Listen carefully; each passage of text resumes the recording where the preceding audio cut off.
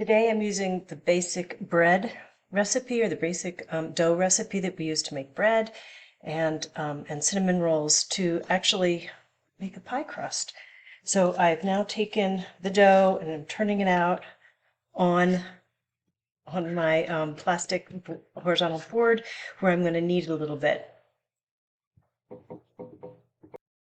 I have prepared a cast iron skillet, and it's got some oil in it. I don't know if you can see how shiny it is.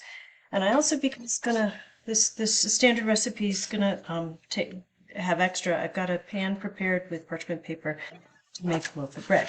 So I'm gonna knead this and get this ready for splitting up into those two. I'm not gonna need much of this for the pizza, so it'll stretch out. It's one of those be patient situations. So I'm just gonna pinch off a little bit and put it in the pan and begin to spread it out. This is one of those be patient situations, because you might say, oh, I want it out fast, but you can't. You've got to let it sit there and get used to being in the pan, and then we'll spread it out later. Meanwhile, I'm going to take this. I'm going to cover with oil like I did when I made the bread, and then put it right in the bread pan.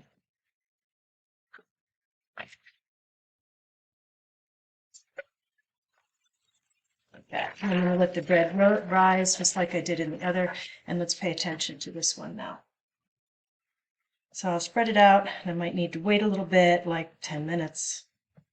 If you don't like it sticking to your hands like this, you can put oil on your hands and spread it out, a little extra oil. You'll see I've got, I don't know if you can see how shiny that is. There's oil lining this pan, but you'll find it does stretch out. Just need to be patient and let it wait. It's kind of a nice life. That pause allowed me to clean up my workstation a little bit, and I can oil my fingers on my fingers and press this out. I want to do this a couple of times. Sometimes it'll stretch, and so to the shape you want it. Sometimes you can just get it to kind of barely cover, and then just wait, clean up a little bit more, and then come back. This gives me an opportunity to tell you what was in the dough. We started with the water and the yeast, warm water and the yeast, and added some agave syrup. You could add some honey or just plain sugar, and then a little bit of gluten, and then white flour, salt. A little bit more salt is what I like to use on pizza dough. A little olive oil, and I did use one scrambled egg in this. Kneaded it up until I got it the right texture, and then you saw the rest. So let's wait a little bit longer and till I can spread this out to be the complete shape that I want for the pizza. Okay, so now I've got the dough roughly the size I want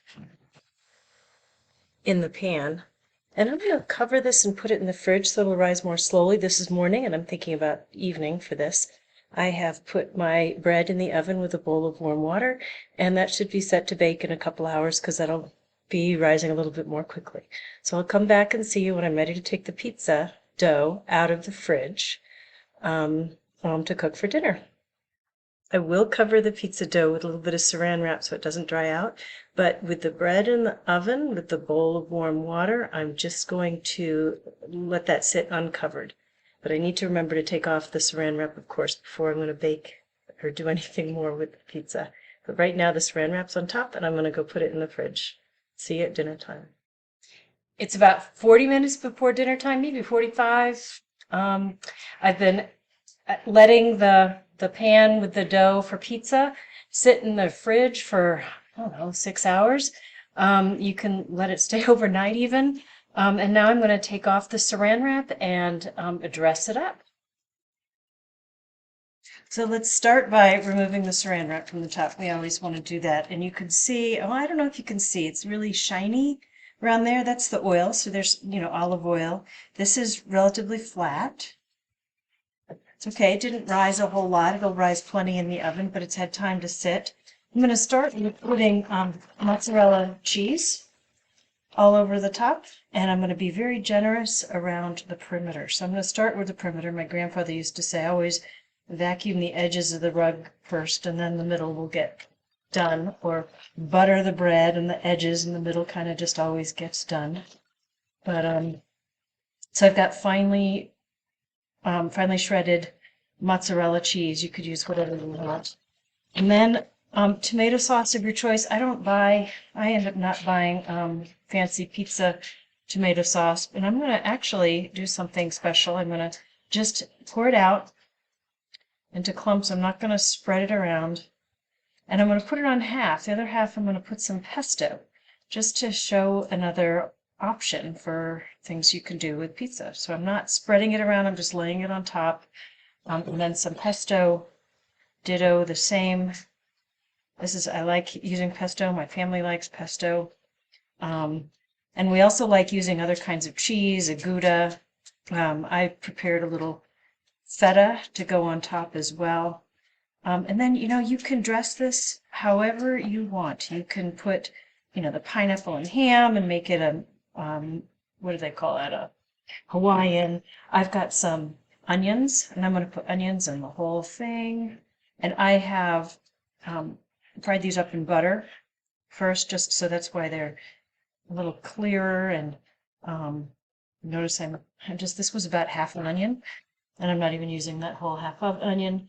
My family likes pepperoni, so I'm going to just spread out some pepperoni here.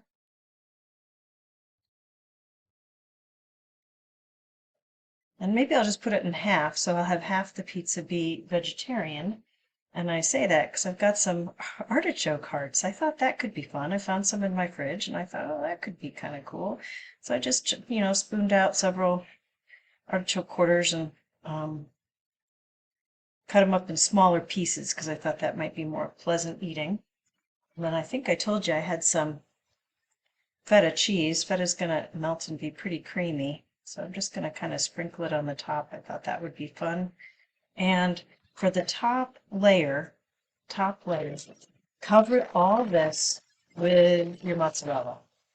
This is pretty laden in mozzarella. The first was, a generous layer, but still thin. But I like it particularly around the perimeter. But cover up all those little pieces, and then we're going to stick this in the oven. So here's my pizza. I'm going to stick it in the oven for about 35 minutes.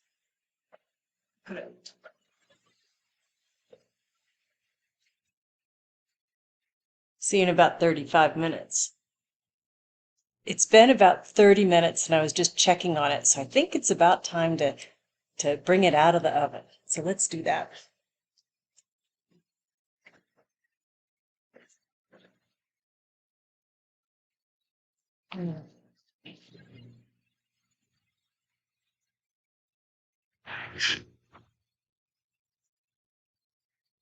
Still pretty hot, simmering, but looking good. Crispy around the edges.